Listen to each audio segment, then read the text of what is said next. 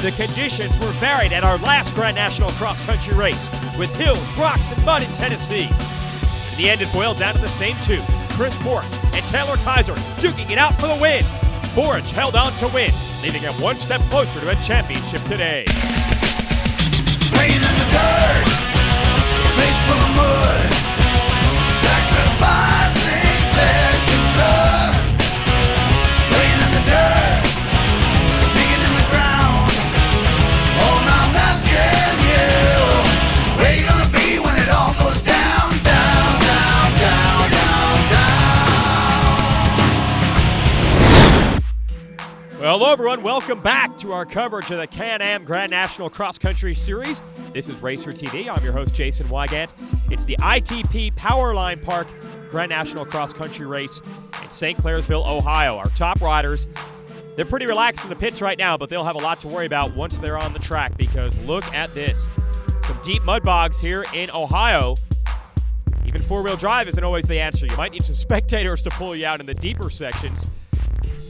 Two-wheel drive quad like this, it's going to be even more treacherous. And that's the backdrop as Chris Borich is looking to wrap up his second straight GNCC title. You see the four-wheel drive machines out here in our morning race. A lot of obstacles for Chris to overcome. For more, let's go to the pits with Krista Shaw. All right, Chris, the championship has came down to you and Taylor Kaiser again this year. You guys had it out in Tennessee on the last lap. I think he's going to give you a run for your money these last two races.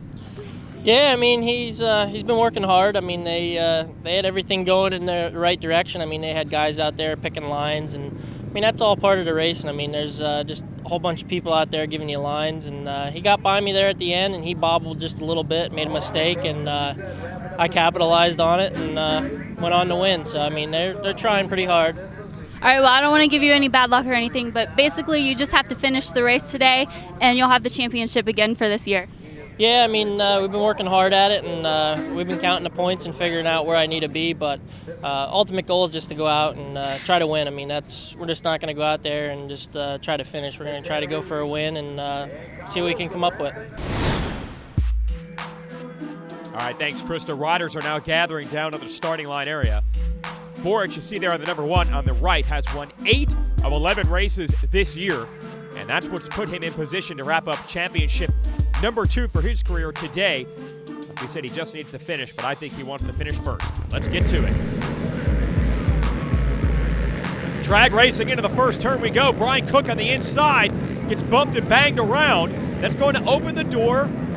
No, Cook gets him back. I thought it was going to be Jeff Pickens on that blue Yamaha grabbing the start. And now Cook has been bumped to the back, and here comes the number 7 of Don Ackerman.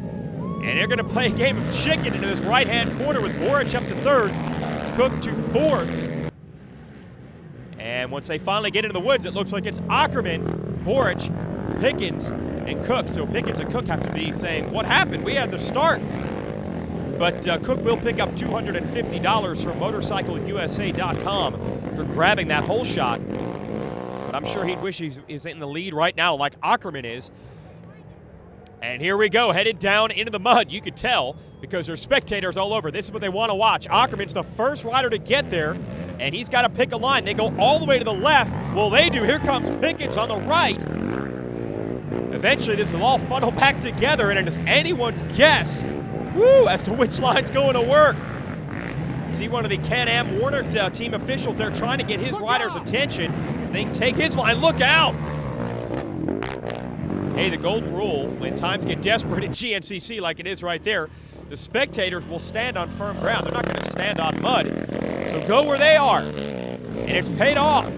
Cook now back into the lead with Adam McGill in 2nd. I think that's Kaiser who's up to 3rd. And Borich shuffled back to 5th with Pickens right in front of him. So we knew that those mud holes would be a factor.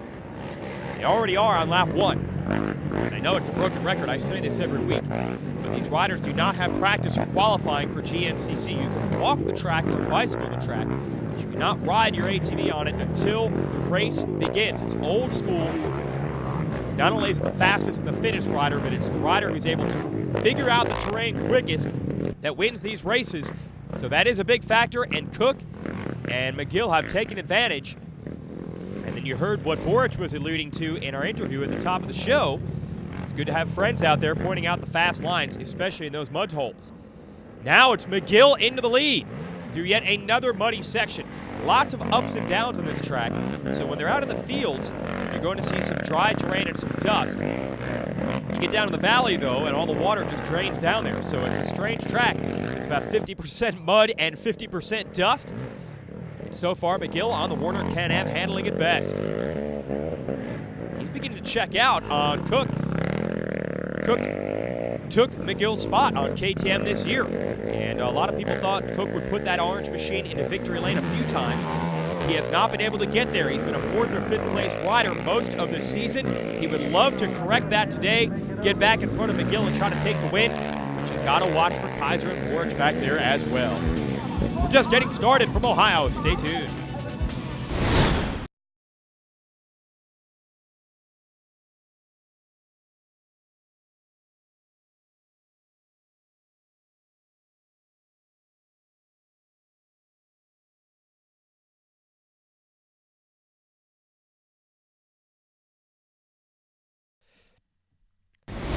Racer TV is brought to you by Can-Am, by Rocky Mountain ATV MC, and by Yamaha.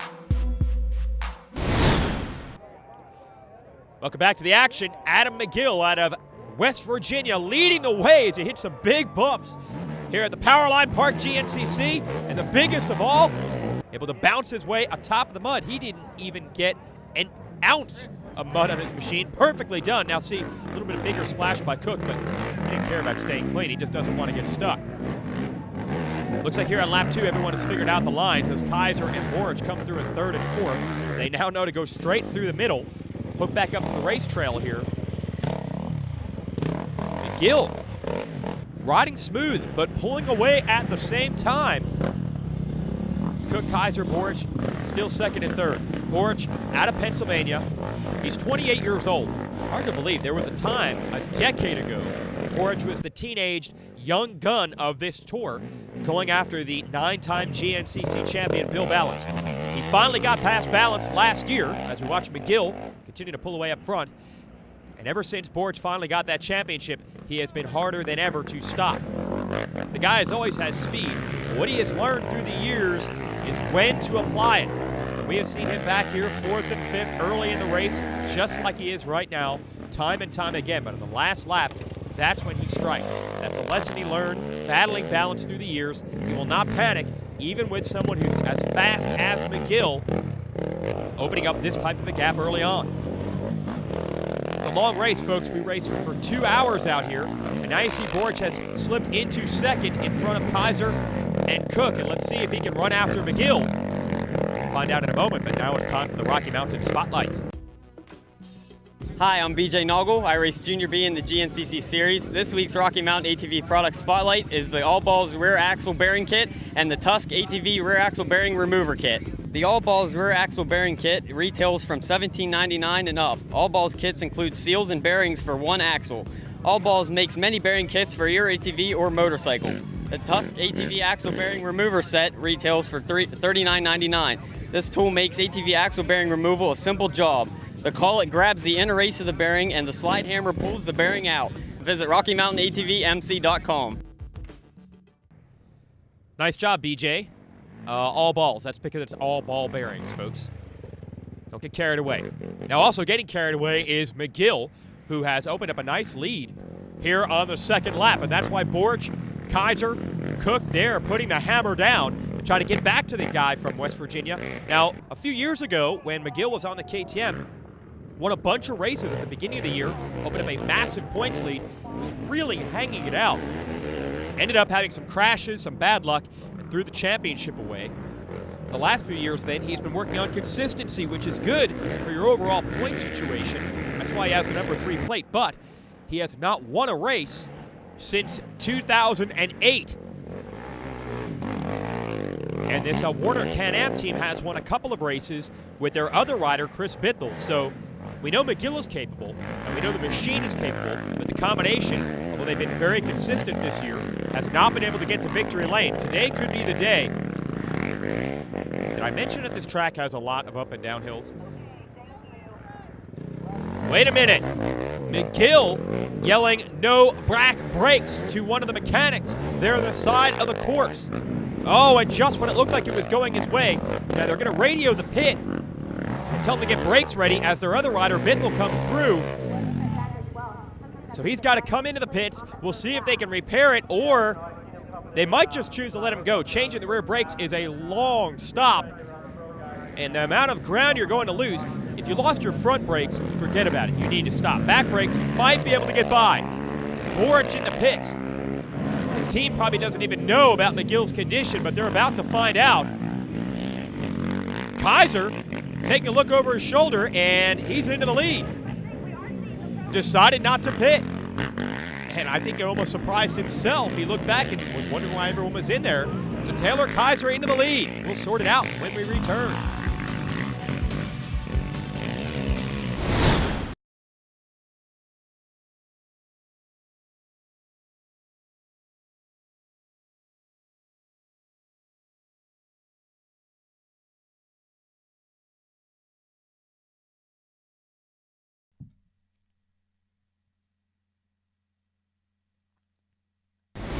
Racer TV is brought to you by Can-Am, by Rocky Mountain, ATVMC.com, and by Yamaha.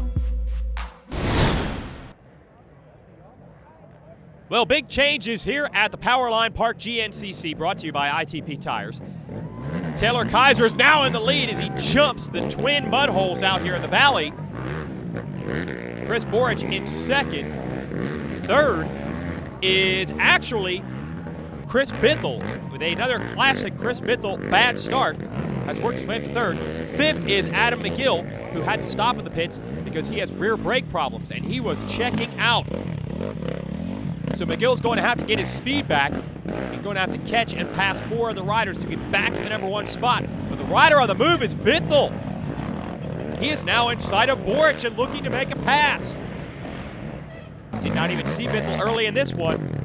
While the bees back there, can I call them killer bees, or are we still reserving that for balance and Borich only? We'll go for it. The killer bees here of Bithell and Borich are battling for second and third. This could be the opportunity for Kaiser to get away. Getting the power to the ground on that factory Yamaha 450. These are all 450s, a 450cc displacement limit in the XC1 Pro class this year. A lot of these riders will tell you, though, it's really not about horsepower, it's about suspension setup and, of course, reliability. I know that Kaiser and Bill Ballance, who is out injured right now, they've worked very hard over the last 2 years getting that new Yamaha, the handling and suspension exactly where they want it. Borich had a couple extra years of a Suzuki to dial it in, saying for Bithell, it's all coming together at the front of the pack today. Check out the highlights of our morning race. Women starting in the front row this morning. And women often take the overall wins. There is Angel Atwell, your defending women's class champ, driving the whole shot in her division. There is Kevin Trantham getting the whole shot in the 4x4 lights class, that's 0 to 500cc. Then you have Utility Unlimited for those hybrid type machines that are halfway between a sport quad and a utility machine. And it was Clifton Beasley grabbing a whole shot there. Got to watch for the 28 of Dave Simmons, 50 plus, has been winning the overalls this year. And how about the 204 of Michael Swift, leading the limited 4x4 class. That's for limited modifications. But with all that said, the real story right there, the 205 of Kristen Atwell. She gets the lead from her aunt, Angel Atwell. And if Kristen wins the race today, she will win the women's class championship. That'll be the first of her career. So Angel hustling to run down Kristen. There's Swift. He will be your top 4x4 rider today. He is going to take 4th overall and win his class. Dave Simmons will win that 50-plus class and take 3rd overall, but the battle is between the Atwell girls for the overall lead. Nice variety of equipment out here. If you got a quad, come out and race it in the Can-Am GNCC Series. From first-year racer beginners to the 50-plus class to women to utilities, we've got room for you. And it's tight out there sometimes, especially when you're going for the win. And there it is. Kristen Atwell wins the championship and the race. Her niece hands over the #1 plate. They keep it in the family. That's what it's all about here, folks. This is a family sport. That's pretty cool that the Atwell girls battled down to the wire for the championship this year. Back to our afternoon race. No change in the running order so far. Taylor Kaiser maintaining the lead. He's a Florida guy, and for a while he was known as a sand track specialist, but he has really picked up his game on the clay in the last few years, and he does it by hanging out in this neck of the woods quite a bit. Nowadays, he takes up residence at Bill Balance's house in Kentucky, but he's hung out with riders like Brandon Summers, Johnny Gallagher up here in Ohio quite a bit as well. That pays off on these hard, slippery sections. He's really stepped up his game. Looks like Bithel's charge has stalled a little bit here. He is not able to get around Boric, and Boric is now going after Kaiser, and now it's Kaiser's turn to pit. So that was easy. Boric into the lead, but what about Bithel? Looks like Bithel is going by Kaiser as well. So now it's the new killer bees of Boric and Bithel 1 and 2. And Kaiser is going to have to put in some work if he wants to get back into the #1 position. Look at this, Bithel not letting Boric off the hook, weaving their way through the pit area. Bithel's got the speed, and he wants around the champ. Stay with us.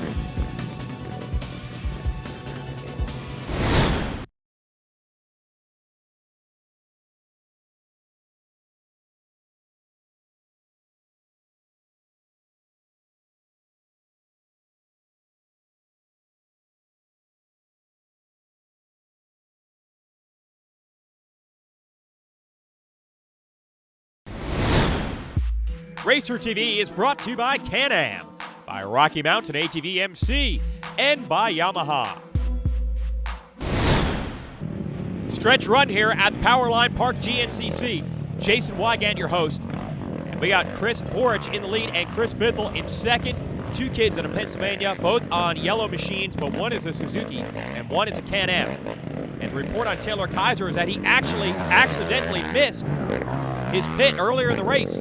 Did not want to pit late, but that's what he had to do. He was lucky to not run out of fuel. Look at this. Bithel is using different lines. Boric takes a look over his shoulder. Let's see who comes out to the #1 spot. It is still Boric. The gamble did not pay off for Bithel, and now he has gotten stuck. And those little mistakes might cost you. Here comes Kaiser. Kaiser will run hard to the end, but I don't know if he can make up this kind of ground to get all the way to the front on Boric. By the way, at this point, the championship is pretty much a foregone conclusion. Boric said he's not out there to be consistent and lock the title up today. He is out there to win the race. He's doing well right now. Getting around some lap traffic, pulling away from Bithel, and we might have a duel for second. There goes Bithel. Here comes Kaiser.